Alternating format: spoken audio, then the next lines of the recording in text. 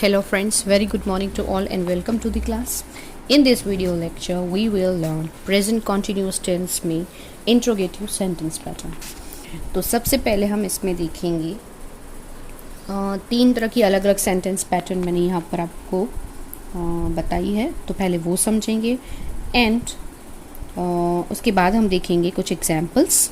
तीनों के अलग अलग एग्जाम्पल्स मैंने यहाँ पर दिए हैं, तो आपके लिए बहुत इजी हो जाएगा इन स्ट्रक्चर्स को समझना. तो let's start from the sentence pattern.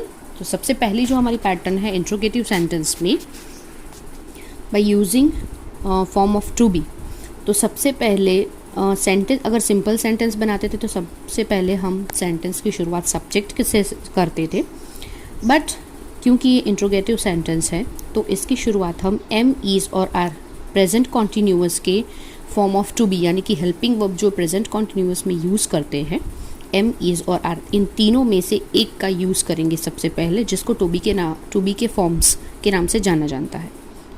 उसके बाद आएगा हमारा सब्जेक्ट.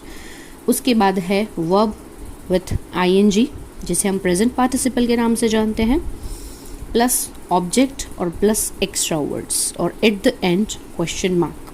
एक बार फिर से ये सेंटेंस हमारी जो सबसे पहले पैटर्न है उसको रिपीट करेंगे. सबसे पहले हम यूज़ करेंगे फॉर्म ऑफ टू बी यानी कि एम, इज़, आर, इन तीनों में से एक. उसके बाद आएगा सब्जेक्ट. तो आपको एक बात यहाँ पर ध्यान में रखनी है वो कि सब्जेक्ट के अकॉर्डिंग आपको टू बी के फॉर्म यूज़ करने हैं. तो आगे आप एग्जाम्पल में ये चीज़ अच्छे से समझ पाओगे. उसके बाद आएगा वर्ब फॉर्म जिसके पीछे हम आईएनजी यूज़ करते हैं, जिसे हम प्रेजेंट पार्टिसिपल के नाम से जानते हैं, प्लस ऑब्जेक्ट और लास्ट में एक्स्ट्रा वर्ड, और don't forget the question mark क्योंकि ये इंट्रोगेटिव सेंटेंस है. सेकंड जो हमारा पैटर्न है बाय यूजिंग WH क्वेश्चंस. तो WH जितने भी वर्ड्स हैं जो जिनका हम WH क्वेश्चन में यूज़ करते हैं उसके साथ हमें बाद में यूज़ करने हैं टू बी के forms, plus subject plus verb ING जिसके पीछे हम ऐड करते हैं, प्लस ओ यहाँ पर मैंने ऑब्जेक्ट के लिए लिखा है. उसके बाद एक्स्ट्रा वर्ड और at the end question mark. Number 3 is who में थोड़ा सा यहाँ डिफरेंस है. हु भले ही हम WH क्वेश्चन का पार्ट है पर इसकी क्वेश्चन बनाने की पैटर्न थोड़ी सी अलग है क्योंकि हु के साथ हमेशा हम इज़ यूज़ करते हैं. बाकी जितने भी WH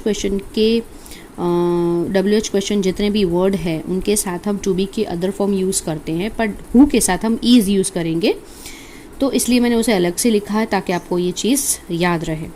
तो हु, उसके बाद हम इज़ लिखेंगे प्लस आईएनजी वर्ब के पीछे ऐड करेंगे तो हमारा प्रेजेंट पार्टिसिपल.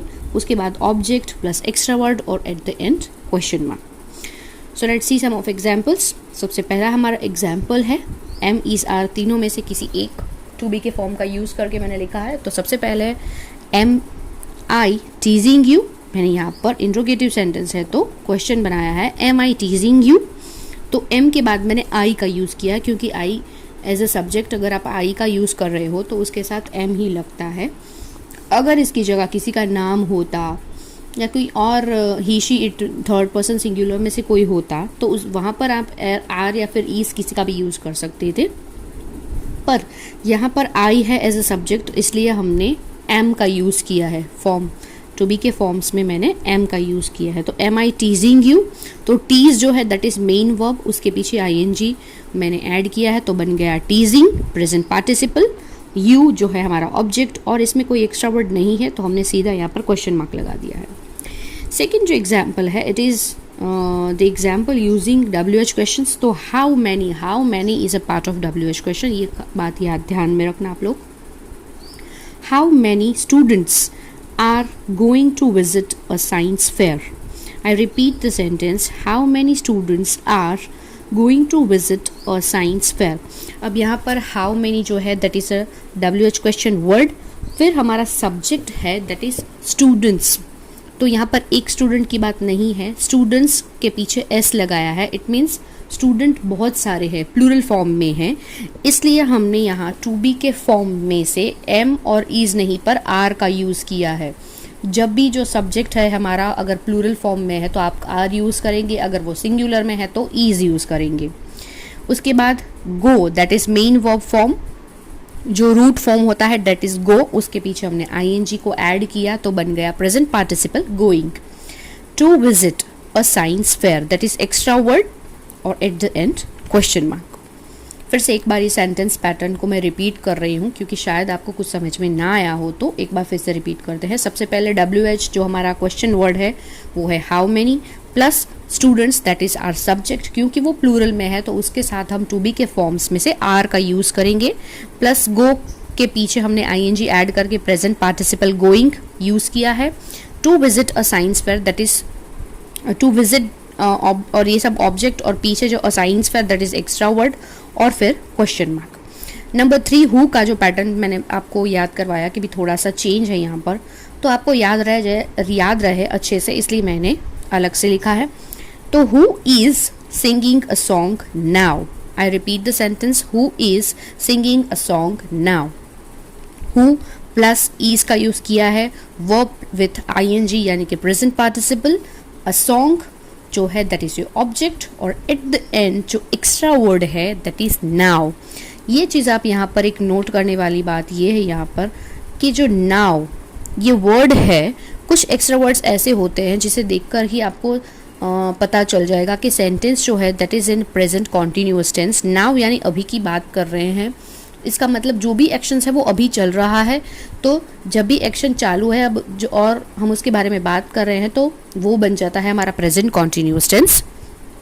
तो नाउ जो है दैट इज़ एक्स्ट्रा वर्ड, पर ये एक ऐसा वर्ड है जिससे आपको आसानी से आप पहचान पाओगे कि सेंटेंस जो है it is from the present continuous tense.